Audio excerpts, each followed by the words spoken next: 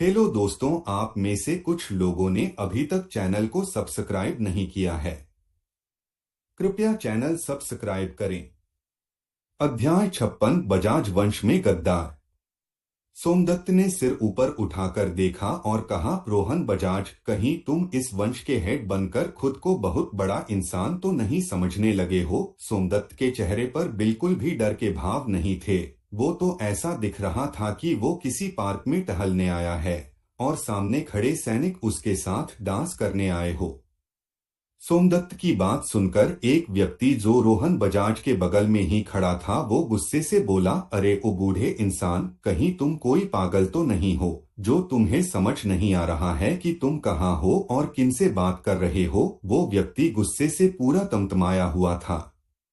वहीं उसी हॉल के एक कोने से एक और लड़के की आवाज आई और वो एक लगभग 20 वर्ष का लड़का दिख रहा था, जिसने कहा, सैनिकों, तुम मुंह क्या देख रहे हो? इस व्यक्ति को पकड़ लो और इसके गर्दन को काट कर महल के बाहर लटका दो ताकि लोगों को पता चल सके कि बजाज वंश को गलत बोलने का नतीजा क्या होता है। वो लड़का पहले वाले के तरह गुस्से में नहीं था। ऐसा लग रहा था कि उसे इन चीजों में अलग ही मजा आता हो। वहीं रोशनी और रीना दोनों कंफ्यूज थे कि ये क्या हो रहा है। जो सोमदत्त हमेशा शांत और विचारहीन रहा करते हैं, वो अचानक से ये रिबेल का रूप क्यों ले रखा है? और इनकी ऐसी भी क्या दुश्मनी है बजाज परिवार से जो खुद के मौत को ही दावत दे रहे हैं? उस लड़के ने देखा कि सभी सैनिक अभी भी रुके हुए हैं, तो उसने गुस्से से कहा, किसकी प्रतीक्षा कर रहे हो? जल्द से जल्द इस पागल का इलाज करो और इसके गर्दन को धड़ से अलग करो। वो लड़का कुछ और बोलने ही वाला था कि उसका ध्यान सैनिकों पर गया जो ऊपर देख रहे थे। वो लड़का जैसे ही उस और देखने के लिए मुड़ा कि एक जोरदार चाटा उसके गालों पर पड़ा और वो दूर उड़ता हुआ सीधे महल के एक दीवार से जा टकराया और कुछ पत्थर उसके सिर पर गिर गए। इस तरीके से पूरा हाल ही एक पल में शांत हो गया। उन सबको पता था कि जिस लड़के को चाटा पड़ा है वो कोई मामूली लड़का नहीं बल्कि बजाज वंश का हेड बनने का प्रबल दावेदार है, और उसे जब चाटा पड़ गया है तो बाकियों के तो मुंह पर ताला लगना ही था। सबने आगे की ओर देखा तो पाया कि उनका वंश हेड घुटनों के बल उसी बूढ़े पागल के सामने बैठा है, और वो भी अपना सिर झुकाए हुए। और हाँ, वो चाटा मारने वाला कोई और नहीं, वंश हेड रोहन बजाज ही था। रोहन एक अधेड़ उम्र का व्यक्ति था, लेकिन उसकी ताकत एक ड्रैगन के जैसी थी और वो इतने ज्यादा उम्र में भी एक जवान लड़के के जैसा ही दिखता था। वो तो बजाज वंश की परंपरा थी कि हर 40 वर्षों के बाद वंश हेड बदला जाता है, अन्यथा अभी रोहन को वंश हेड की कुर्सी से कोई नहीं हटा सकता था। रोहन सोमदत्त के सामने जब घुटनों के बल बैठ गया तो सभी सैनिक भी पीछे हो गए और तमाशा देखने लगे। उन्हें भी समझ आ चुका था कि सामने वाला जरूर कोई खास व्यक्ति होगा, तभी तो वंश का हेड उसके सामने और झुकाए बैठा है। रोहन ने गर्दन नीचे रखते हुए ही कहा, श्रेष्ठ, मुझे माफ कर दीजिए जो मैं आपको पहचान नहीं पाया और अनजाने में ही आपको कुछ से कुछ बोल दिया और मेरे सैनिकों ने आप पर हथियार तान दिए। श्रेष्ठ, आप इसके लिए मुझे जो सजा देना चाहते हैं दे सकते हैं और वो मैं खुशी खुशी स्वीकार कर लूंगा। सोमदत्त ने सामने पड़े व्यक्ति को देखा और कहा, हाँ, लगता है कि तुम अब थोड़े बहुत समझदार हो रहे हो। खैर, मेरा दिल इतना भी छोटा नहीं है कि मैं एक बच्चे की नादानी पर उसे सजा देता फिरूं। सोमदत्त की मुस्कान अब भी बरकरार थी, वो कम होने का नाम नहीं ले रही थी। सोमदत्त ने आगे कहा, वैसे तुम अपनी गर्दन को उठा सकते हो और वैसा वो बूढ़ा सोहन नहीं दिखाई दे रहा, वो कहाँ है? सोमदत्त ने चारों ओर नजर दौड़ाई, शायद उसी व्यक्ति को ढूंढने के लिए, लेकिन वो उसे नहीं दिख रहा था। रोहन ने अपना सिर ऊपर किया और सोमदत्त से कहा, श्रेष्ठ, पिताजी की तबीयत अब बहुत ज्यादा खराब रहने लगी है और वो अब अपने कमरे से बाहर भी नहीं निकल पाते, इसलिए वो आपको यहाँ नहीं दिख रहे हैं। रोहन के पिता एक भयानक बीमारी से ग्रस्त थे तो वो अपने कमरे से नहीं निकलते थे। वैसे तो वो कुछ महीनों पहले तक तो ठीक थे, लेकिन अचानक से उनकी तबीयत बिगड़ने लगी और वो बेड पर ही पहुंच गए। कई डॉक्टर को बजाज परिवार ने बुलाया, लेकिन सभी ने अपने हाथ खड़े कर दिए। रोहन ने फिर अगला प्रश्न पूछा, श्रेष्ठ, मैंने आपको कई जगह ढूंढा और कई बार तो राज परिवार के पास अपने लोगों को भेजा था मैंने, लेकिन वो सभी खाली हाथ ही लौट आए थे। लेकिन आपका कुछ पता ही नहीं चला और आप यहाँ आज अचानक से आ गए। आप इतने वर्षों से कहाँ थे? सोमदत्त ने कहा, मैं अपने निजी कारणों से एक छोटे से देश सीमापुरी में था, और हो आज तुम्हारे ही परिवार की एक सदस्य यहाँ आ रही थी तो मैं उसके साथ आ गया। सोमदत्त ने रोशनी की ओर इशारा करते हुए रोहन को दिखाया। रोहन ने उस ओर देखा तो उसे रोशनी दिखी, जिसे देखकर वो बेहद खुश हो गया और खुशी से कहा, अच्छा तो आप उस जगह पर थे और मैं आपको सभी बड़े देशों में ढूंढ रहा था। अच्छा हुआ को रोशनी आपको मिल गई। श्रेष्ठ, आप अंदर आइए और मेरे पिता से मिलिए। वो सोमदत्त को अंदर हॉल में आने के लिए बोला, जहाँ कई कुर्सियां लगी हुई थी। सोमदत्त ने ठीक है कहा और उसके साथ हॉल में आ गया, जहां एक आर बजाज परिवार के सभी लोग कभी हेड को देखते तो कभी सोमदत्त को, क्योंकि उनका हेड एक बेहद गुस्से वाला व्यक्ति था, जो सीधे मुंह किसी से बात तक नहीं करता था। वो तो पूर्वी क्षेत्र के सबसे ताकतवर राजा को भी इतना इज्जत नहीं देता था, और आज वही व्यक्ति एक बूढ़े को इतना इज्जत दे रहा है। सभी उससे कुछ न कुछ पूछना चाहते थे, लेकिन उन्होंने अपनी उत्सुकता को दबाए रखा। सोमदत्त रोहन के साथ एक कमरे की ओर जाने लगा और पीछे मुड़कर रोशनी से कहा, तुम भी आ जाओ, जरा मैं भी तो देख कि तुम्हारे दादाजी को क्या हाँ है और वो इस स्थिति में कैसे पहुंच गए। मैं थोड़ी बहुत जानकारी तो रखता ही हूँ। रोशनी और रीना उसके पीछे पीछे चल दिए। बाकी के सभी लोग को यूं ही सस्पेंस में वहीं छोड़ दिया और उस कमरे की ओर चल दिए। वो कमरा पहली मंजिल के बीचों बीच था। रोहन ने वहां पहुंचकर दरवाजे पर खड़े गार्ड को गेट खोलने को कहा और गेट खुलने के बाद सभी अंदर पहुंच गए। सोमदत्त ने देखा कि एक बूढ़ा व्यक्ति, जिसके बाल पक चुके हैं और उसके सभी अंग हड्डियों के ढांचे का रूप ले चुके हैं और हर जगह से बेहद कमजोर से दिख रहे हैं, और उसकी आंखें भी बंद है। सोमदत्त उसके करीब गया और उसके हाथ को पकड़ लिए और उसके शरीर की जांच करने लगा, और फिर सोमदत्त को कुछ अनुभव हुआ। उसने उस बूढ़े के चेहरे को देखा और फिर से एक बार जांच की और फिर से उसका चेहरा सीरियस हो गया। उसने पीछे मुड़कर देखा तो उसे रोहन, रोशनी और बजाज वंश के और सदस्य दर्शक बने हुए दिखाई दिए। रोहन बजाज ने जब देखा कि सोमदत्त पूरा सीरियस होकर उन्हें देख रहा है तो उसकी उत्सुकता बढ़ गई और उसने जल्दबाजी में कहा, क्या हुआ श्रेष्ठ, क्या आपको पिताजी के शरीर में कुछ मिला है क्या? आप इतने सीरियस क्यों हो गए हैं? कोई परेशानी वाली बात तो नहीं है? सोमदत्त ने हाथ हिलाते हुए कहा, नहीं, कोई परेशानी वाली बात नहीं है। अभी मैं इनका इलाज नहीं करूंगा। उसके लिए मुझे कुछ खास चीजें चाहिए होगी और उन चीजों को मिलने में समय लगेगा।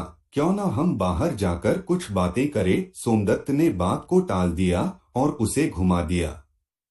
रोहन वंश हेड था और उसे ये बात तुरंत ही समझ आ गई थी। उसने भी इतने वर्षों तक हेड रहते हुए लोगों की बातों को अच्छे से समझ लिया था। उसने कहा, जी श्रेष्ठ, आपके रुकने का मैं इंतजाम करवा देता हूँ। उतनी दूर से आने पर आपको भी कुछ थकान तो हो ही रही होगी। सोमदत्त और सभी कमरे से बाहर निकल गए और सोमदत्त को एक कमरा दे दिया गया और रोशनी को उनके ही पास छोड़ दिया गया। रोहन ने रीना के बारे में भी पूछा, लेकिन सोमदत्त ने बस इतना कहा कि वो बहुत खास है और उसके भी साथ इज्जत से पेश आना चाहिए। सोमदत्त अपने कमरे में आया और कुछ देर तक आराम किया और फिर किसी ने उसके दरवाजे पर दस्तक दी और सोमदत्त ने दरवाजा खोला तो उसके सामने रोहन खड़ा था। सोमदत्त ने उसकी ओर देखा और कहा, मुझे पता था कि तुम जरूर आओगे, आओ अंदर आओ। उसके बाद सोमदत्त ने दरवाजा वापस से लगा दिया। रोहन ने कहा, श्रेष्ठ, मुझे तो आना ही था। आपने अब तक पूरी बातों का खुलासा जो नहीं किया है, आपको पता है ना कि पिताजी को क्या हुआ है, और शायद आपको उनका इलाज भी मालूम है, क्यों सही कहा ना? सोमदत्त ने हामी में सिर हिलाया और कहा, वैसे तुम्हारे पिता को किस प्रकार की बीमारी नहीं है? उन्हें एक खास प्रकार का जहर दिया गया है जो इंसान के आत्मा को अंदर से धीरे धीरे खत्म करता है। इस जहर का नाम है आत्मा विषाक्त जहर। ये जहर वैसे तो बहुत कीमती है, लेकिन पैसे वालों के लिए ये कुछ भी नहीं है। रोहन का दिमाग ठनका और उसने कहा, श्रेष्ठ, ये आप कैसी बातें कर रहे हैं? पिताजी को जहर कौन देगा भला?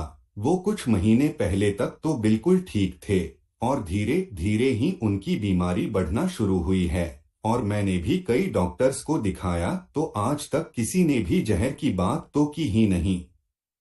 सोमदत्त ने अपने कंधे उचका दिए। इस बात से उसका क्या लेना देना, उसे तो बस जो लगा उसने बोल दिया। सोमदत्त ने कहा, मैंने भी तो ऐसा ही कहा। वो जहर धीरे धीरे ही असर करती है, तभी तो लोगों को लगता है कि वो एक खास प्रकार की बीमारी है। और मैंने भी इस जहर के बारे में एक पुरानी किताब में कई वर्ष पहले पढ़ा था। मुझे नहीं लगा था कि मैं उस जहर से ग्रसित किसी इंसान को देख पाऊंगा। रोहन थोड़ी देर के लिए खामोश हो गया और कहा, आपको तो उनके इलाज का पता है ना? क्या आप उनका इलाज कर सकते हैं? अगर किसी भी चीज की जरूरत हो तो मुझे बताइए। सोमदत्त ने कहा, इसका इलाज तो संभव है, लेकिन मैं तुम्हारे पिता को कुछ समय के लिए ही ठीक कर पाऊंगा, और मैं ऐसे व्यक्ति को जानता हूँ जो तुम्हारे पिता का इलाज भी कर सकता है। लेकिन इतना बोलकर सोमदत्त खामोश हो गया। रोहन ने थोड़ी जल्दबाजी दिखाते हुए कहा, लेकिन क्या श्रेष्ठ, क्या उस व्यक्ति को आने में कोई परेशानी है? मैं उसे मुंहमांगा इनाम दूंगा, या वो व्यक्ति बहुत दूर रहता है? आप अभी उसका पता दीजिए, मैं अपने खास लोगों को भेजकर उसे बुलवा लेता हूँ। सोमदत्त ने कहा, नहीं, मेरे ख्याल से उसे पैसों की जरूरत नहीं है, और रही बात दूरी की तो वो अभी इसी शहर में है, लेकिन वो अभी कुछ जरूरी काम में फंसे हैं। वो होने वाली प्रतियोगिता के बाद ही आ पाएंगे। रोहन ने कहा, अगर इसी शहर में है तो मैं अभी उन्हें बुलवा लेता हूँ। वो वहां से बिना पता लिए जाने भी लगा। सोमदत्त ने उसके गाड़ी पर ब्रेक लगाते हुए कहा, मैंने कहा न कि वो अभी थोड़े व्यस्त है। प्रतियोगिता खत्म होने के बाद वो आ जाएंगे। तब तक तो मैं तुम्हारे पिता को जीवित रख लूंगा। मुझ पर इतना भरोसा रखो। हाँ, और रोशनी और उस छोटी बच्ची का अच्छे से ख्याल रखना। सोमदत्त इतना बोलकर खामोश हो गए और अपने बेड पर जाके लेट गए। रोहन को भी समझ आ चुका था कि उसे इससे ज्यादा कुछ नहीं पता चल सकता है, और वो इस विषय में कुछ कर भी नहीं सकता है। वो उस कमरे से बाहर जाने लगा। वो जैसे ही बाहर जा रहा था कि उसे सोमदत्त की आवाज सुनाई दी, जिसने कहा थी कि अपने पिता पर ध्यान रखना, ऐसा ना हो कि कोई उन्हें ज्यादा मात्रा में और जहर दे दे या किसी प्रकार से उसका नुकसान कर दे। ये बात एक तरह से रोहन के लिए चेतावनी जैसी थी। रोहन भी बात समझते हुए कमरे से बाहर चला गया। जहां एक और बजाज वंश में ये सब चल रहा था, वहीं युग और उसके साथ आए सभी लोग एक अच्छे से महल जैसा घर अपने लिए बुक कर लिया था। इस घर के पीछे एक बड़ा सा मैदान था जहां सबकी ट्रेनिंग होनी थी, और ये जगह शांत और प्रतियोगिता वाले जगह से नजदीक भी था। युग ने सबको आज आराम करने को बोल दिया और कहा, कल सुबह के पहली बेला में ही सभी को पीछे वाली मैदान में जमा होना है, और जो कोई भी लेट हुआ उसे 10 कोड़े मारे जाएंगे, या उसे इस प्रतियोगिता में भाग लेने नहीं दिया जाएगा। ऐसा नहीं था कि युग क्रूर था, बस वो समय का महत्व समझाना चाहता था, और वैसे भी प्रतियोगिता में अभी बहुत कम दिन ही बचा था। युग ने अर्णव की ओर देखते हुए कहा, तुम्हें भी इनके साथ आना है। मैंने तुम्हारे लिए कुछ खास चीजें सोच रखी है, और यदि तुम लेट हुए तो तुम्हें 20 कोड़े लगेंगे। अर्णव ने तुरंत कहा, मैं सबसे पहले पहुंच जाऊंगा। वो वैसे भी अब मार खाने का आदी हो चुका है, और अब वो थोड़ा ब्रेक लेना चाहता था। युग ने ऐसा इसलिए किया ताकि अन्य छात्रों का न लगे कि युग बस उनके लिए ही सिर्फ स्ट्रिक्ट हुआ है। वो इससे ये दिखाया कि वो अपने छात्रों पर और ज्यादा स्ट्रिक्ट है। युग के बातों का असर सभी छात्रों के चेहरे पर देखा जा सकता था। युग ने उसके बाद सभी को अपने अपने कमरे में जाके आराम करने को कहा। युग उस घर से बाहर निकल गया और वो शहर घूमने लगा। वैसे भी नई चीजों को देखने का शौक किसे नहीं होता है। तभी उसे एक व्यक्ति दिखा जिसकी उसे उम्मीद नहीं थी। कौन था वो व्यक्ति? सोमदत्त कहीं युग की ही बात तो नहीं कर रहा था। युग डॉक्टर तो नहीं था। किसने उस बूढ़े को जहर दिया होगा? अध्याय 57 युग की परीक्षा। युग को नए शहर की थोड़ी और जानकारी लेनी थी, और वैसे भी इस दुनिया के शहर और देश पृथ्वी से बिल्कुल अलग थे और ज्यादा साफ लगते थे।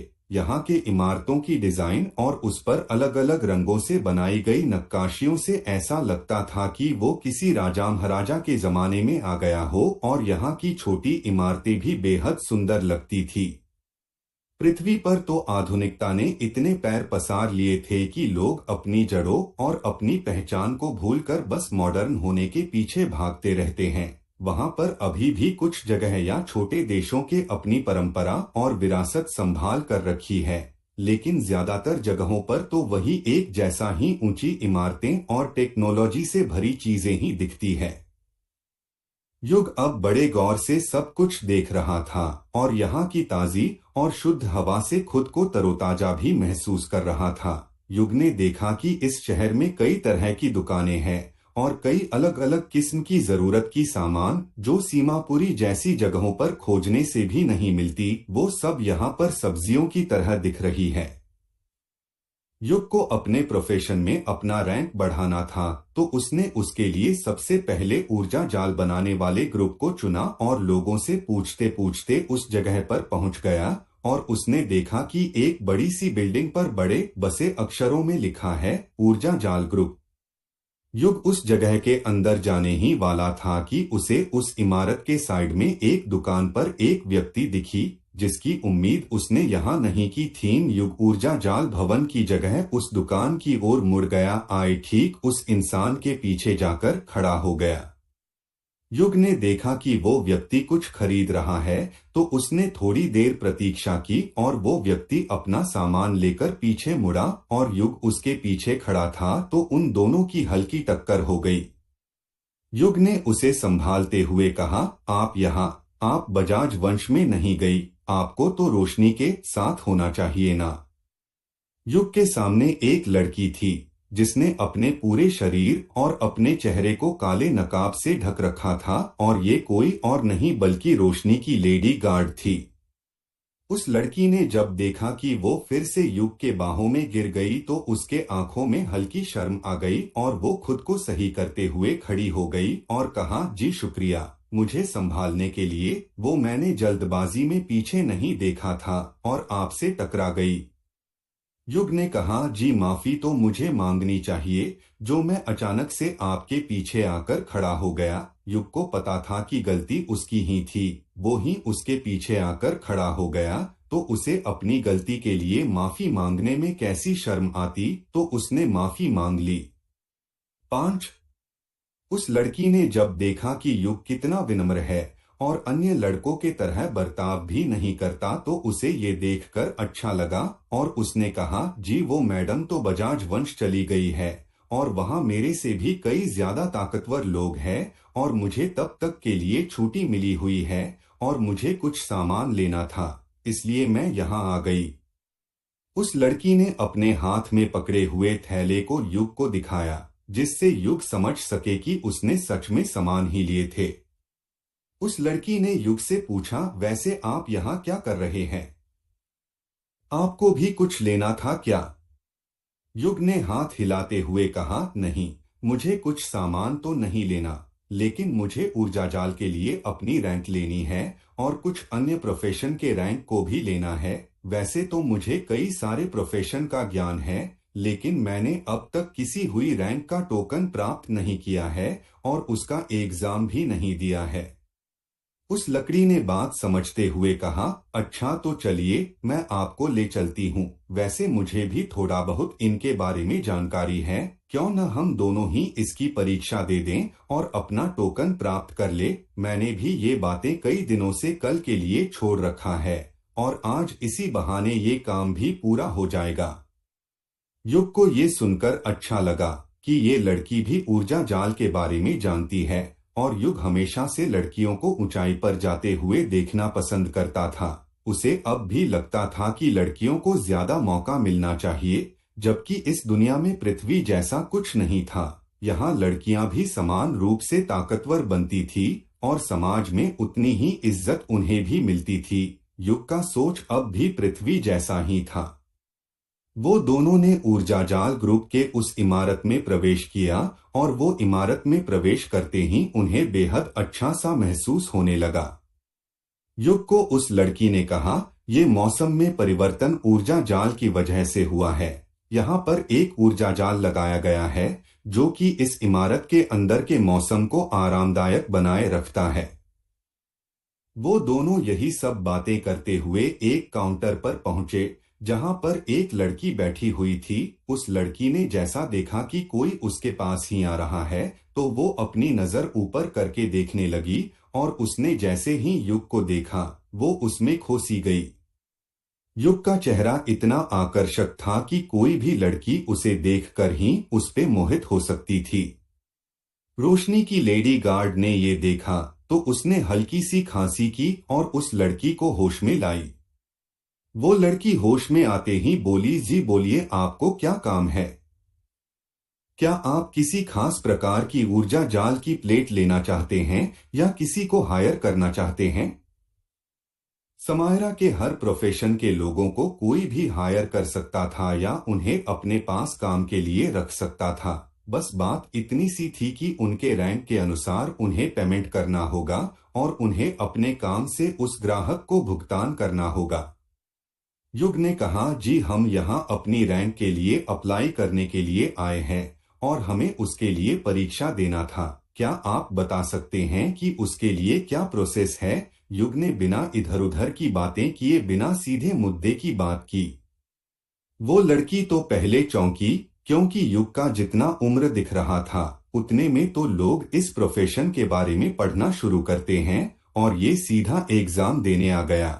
लेकिन इसमें वो क्या कर सकती थी? उसका काम था बस लोगों को काम की जानकारी देना।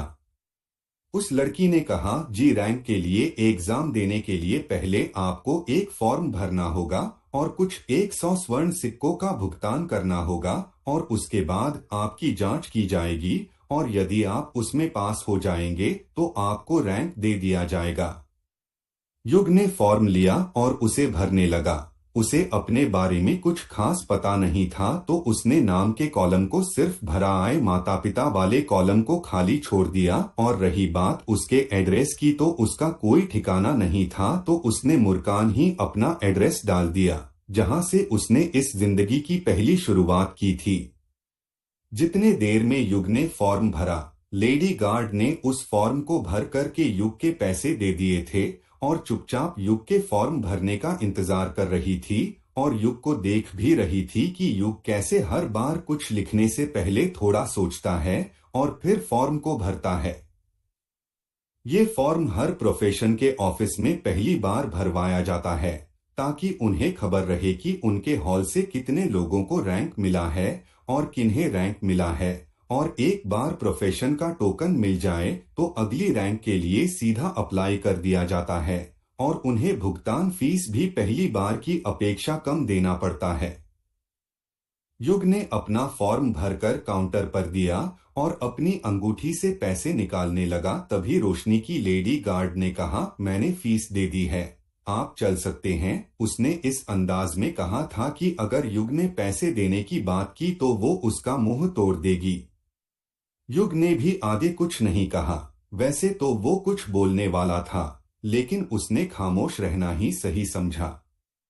उस काउंटर वाली लड़की ने कहा, सर अब आप दोनों अंदर परीक्षा वाली कमरे में चल सकते हैं। मैंने अपने सीनियर से बात कर ली है, आप दोनों की अलग अलग परीक्षा ली जाएगी।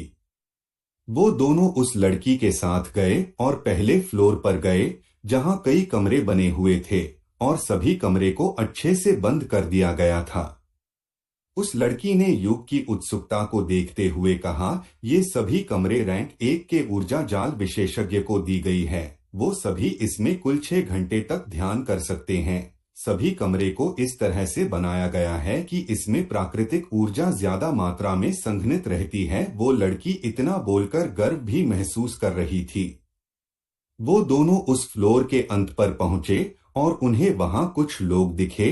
सबने पीले रंग की ड्रेस पहन रखी थी और सबके सीने पर 3 स्टार लगे हुए थे। इसका मतलब कि ये सभी 3 स्तर ऊर्जा विशेषज्ञ थे और ये सभी शायद उनकी जांच करने के लिए यहाँ जमा हुआ थे। उन समूह में से एक व्यक्ति आगे आया और बोला, मेरा नाम अभिनव खान है और मैं इस ऊर्जा जाल घर का हॉल मास्टर हूं और मेरी ही निगरानी में आपकी जांच की जाएगी। आप दोनों के लिए 3 लोग हैं जो आपकी जांच करेंगे। पहले चरण में आपकी बुद्धिमत्ता और ऊर्जा जाल की जानकारी की परीक्षा ली जाएगी और दूसरे चरण में आपकी जांच तीनों श्रेष्ठ करेंगे और आपको एक ऊर्जा जाल बनाना पड़ेगा और वो ऊर्जा जाल एक विशेष यंत्र द्वारा जांच की जाएगी और आपकी उस मशीन में नंबर 30% से ज्यादा आने पर पास कर दिया जाएगा और आपको रैंक 1 का टोकन दे दिया जाएगा।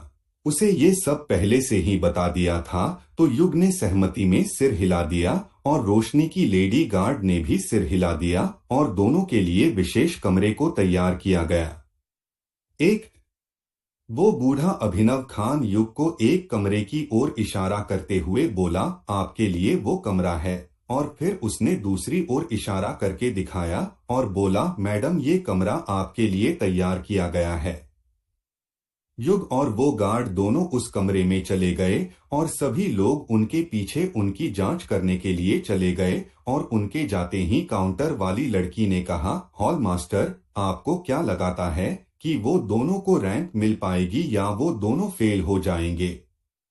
हॉल मास्टर ने कहा, पता नहीं, तुम्हें भी पता है ना कि कई युवा पीढ़ी के लोग आजकल कुछ ज्यादा ही उत्साही हो जाते हैं। वैसे भी अगर वो पास हो गए तो ये हमारे हॉल के लिए बेहतर ही रहेगा और नहीं हुए तो उन्हें एक सबक मिल जाएगा।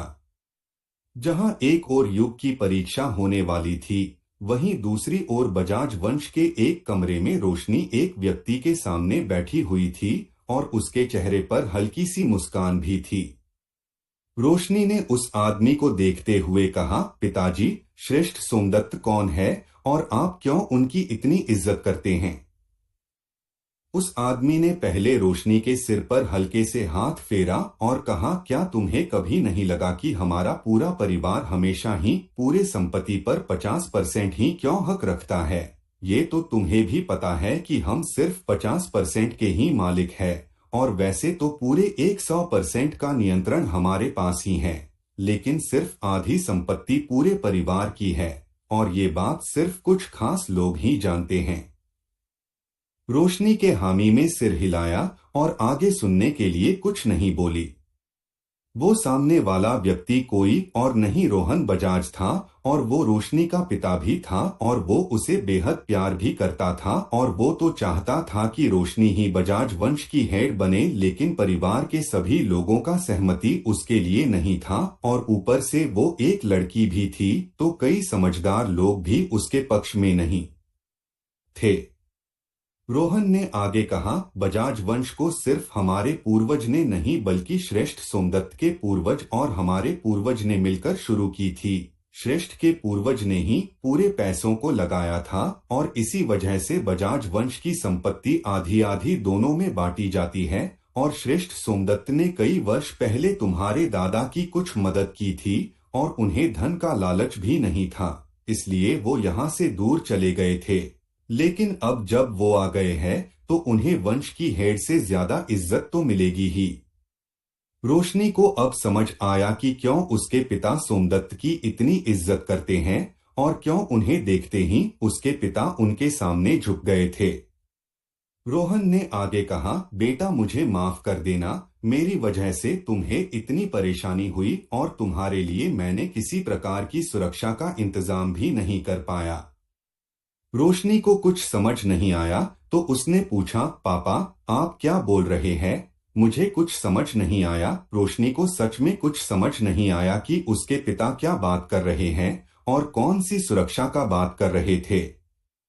रोहन ने कहा, मैंने तुम्हारे सुरक्षा के लिए एक गार्ड का इंतजाम किया था, लेकिन किसी कारणवश रास्ते में जाने वक्त ही वो चोटिल हो गई और मैंने तुम्हारे लिए किसी भी गार्ड को नहीं भेजा।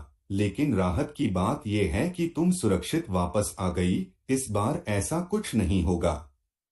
रोशनी को ये सुन के अचानक से ही झटका लगा और उसने कहा, आपने किसी गार्ड को नहीं भेजा, लेकिन 7:59। रोशनी इतना बोलकर शांत हो गई क्योंकि उसके दिमाग में अभी मिनी बॉम्ब फुट रहे थे। कौन थी वो लेडी गार्ड? अगर रोहन ने नहीं भेजा था तो वो लड़की कौन थी? वो लड़की अभी युग के साथ थी। कहीं वो युग को कोई नुकसान तो नहीं पहुंचाने वाली थी? क्या होने वाला है युग के टेस्ट का? क्या उसे रैंक मिल पाएगा? तो आपको क्या लगता है इस कहानी में आगे क्या होगा? कृपया अगले एपिसोड के लिए चैनल को लाइक और सब्सक्राइब करें।